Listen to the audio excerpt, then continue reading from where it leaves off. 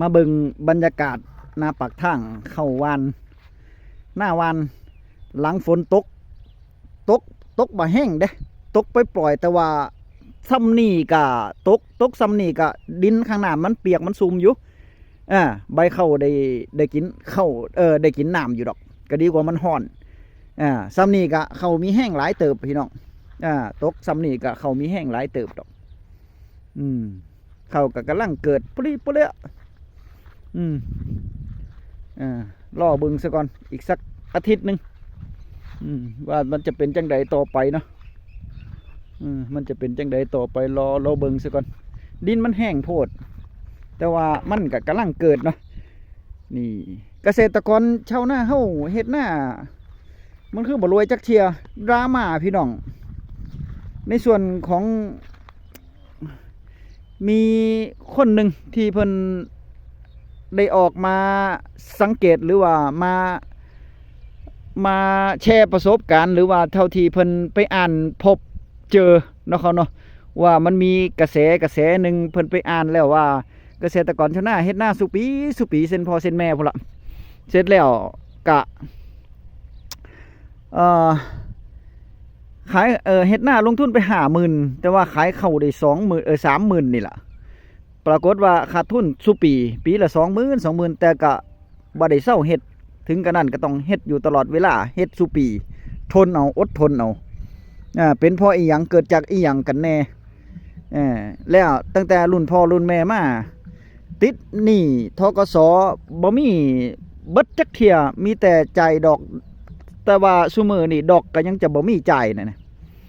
ดอกก็ยังจะบ่มีจ่ายไปเบิ่งแฟ้มภาพแฟ้มข่าวซะก่อนพี่น้องเบิ่งฟังแล้วมันสะท้อนชีวิตเกษตรกรชาวนาเฮาเป็นกระแสดราม่าอีหลีแหละเนาะครับเนาะแล้วภาครัฐเฮ็ดหยังอยู่คือมีแต่เกษตรกรชาวนาไทยนี่แหละที่ยากจนที่รัฐบาลบ่เคยได้เหลียวแลแก้ปัญหาบ่ค่อยจริงจังจริงใจเท่าใดนะครับเนาะไปรับชมแฟ้มภาพแฟ้มข่าวซะก่อนผมไปเห็นเรื่องราวนี้ที่ช่องของมหัศจรรย์ฉันออมเงินนะคุณลองไปดูได้นะ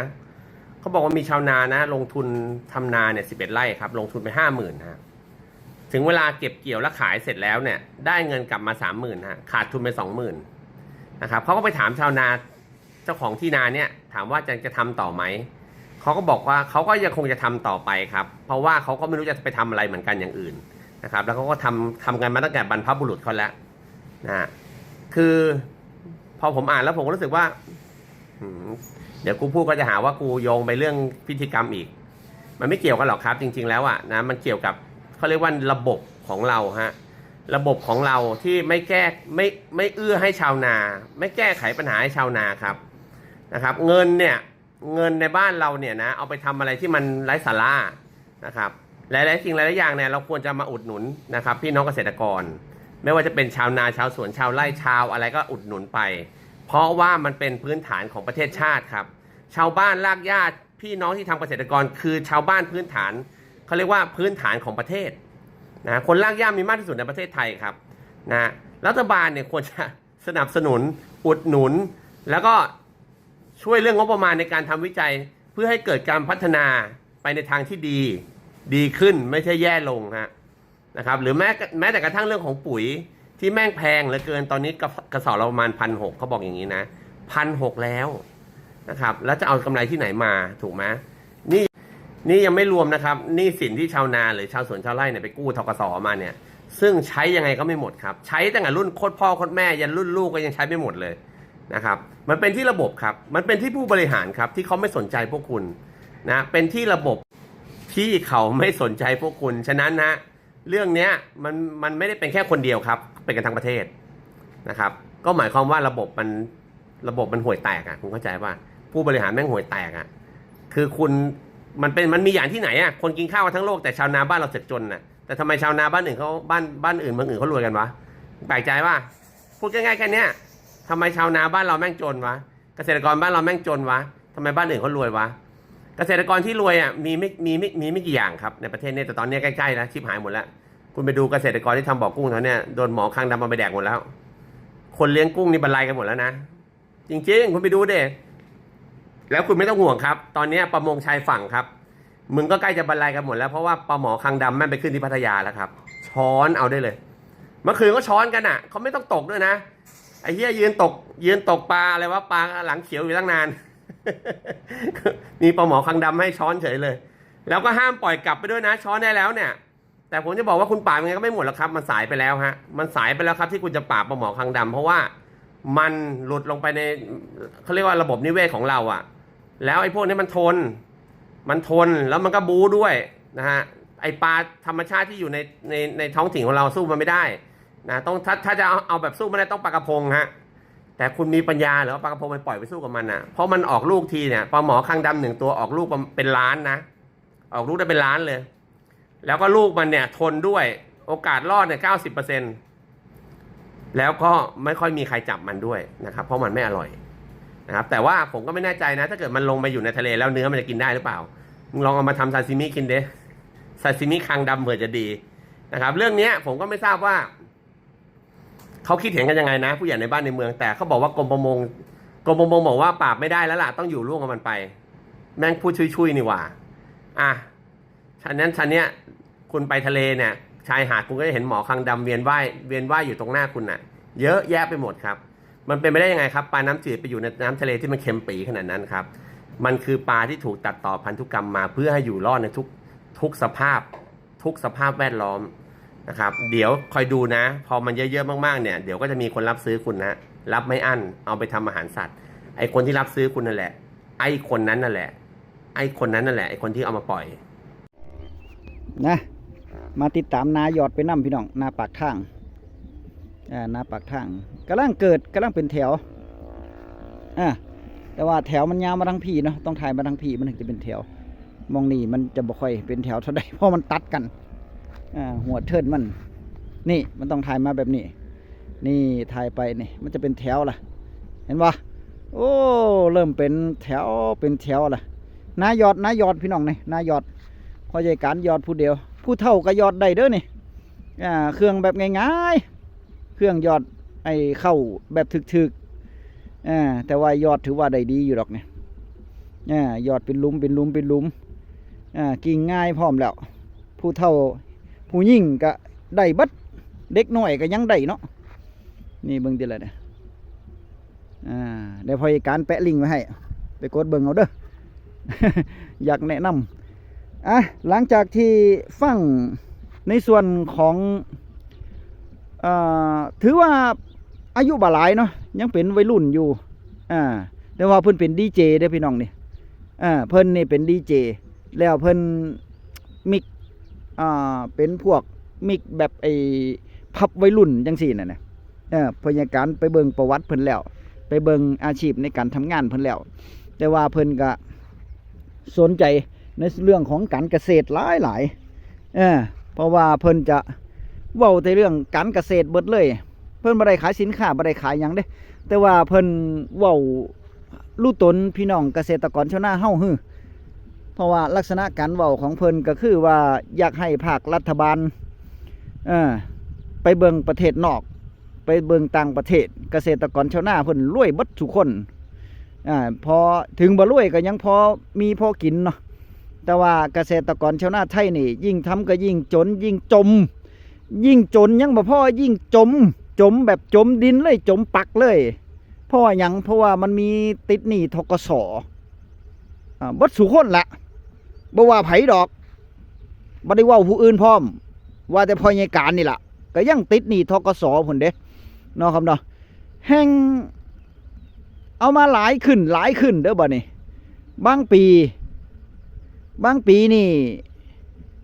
ต้นนี่บ่ได้จ่ายแม้แต่บาทเดียวเยอะว่าแต่ต้นยิ่งเศรษฐกิจแบบนี้พี่น้อง ยิ่งเศรษฐกิจแบบนี้อีหยังฮู้บ่ดอกก็ยังบ่มีจ่ายเอาดอกก็ยังบ่มีจ่ายเบิ่งติล่ะโอ้ยเป็นตานายพ่อใหญ่การว่าเป็นตา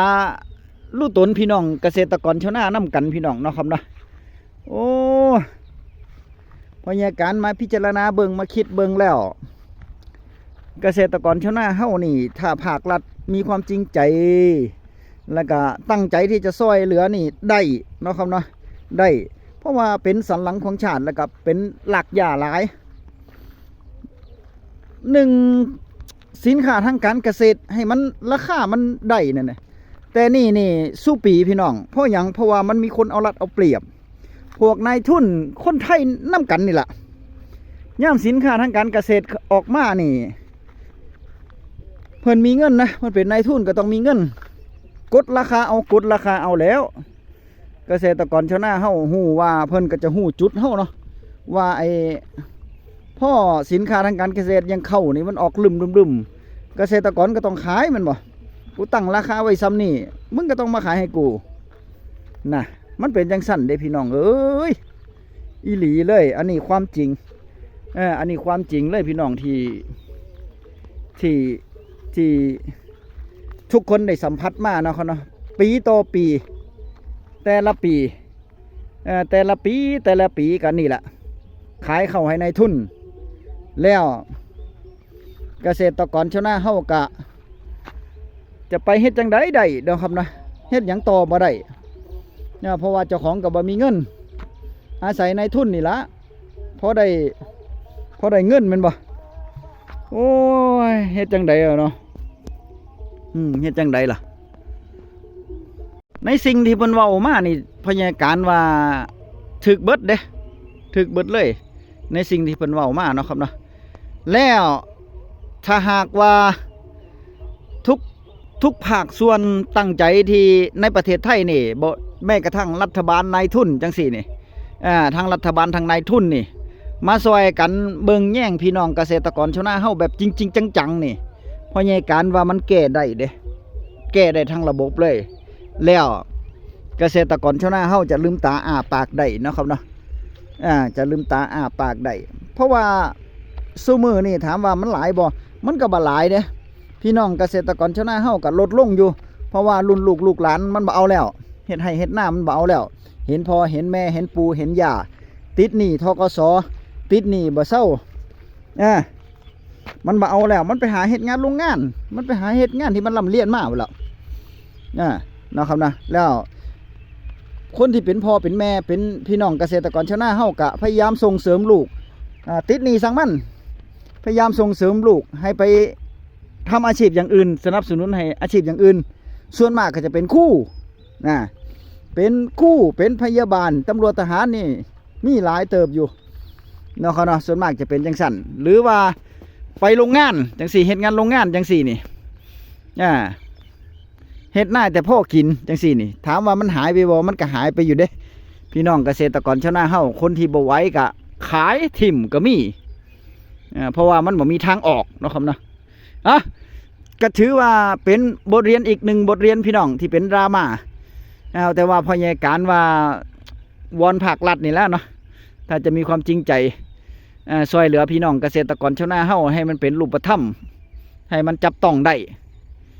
เนาะเงินกะช่วยสู่ปีแน่เงินไร่ละ 2,000 บ่เกิน20ไร่ต่อปีน่ะให้จ่ายมันเร็วๆพร้อมบ่แม่นว่าโอ้ยอีหยังจังหยังเป็นหยังพี่น้องเอ้ย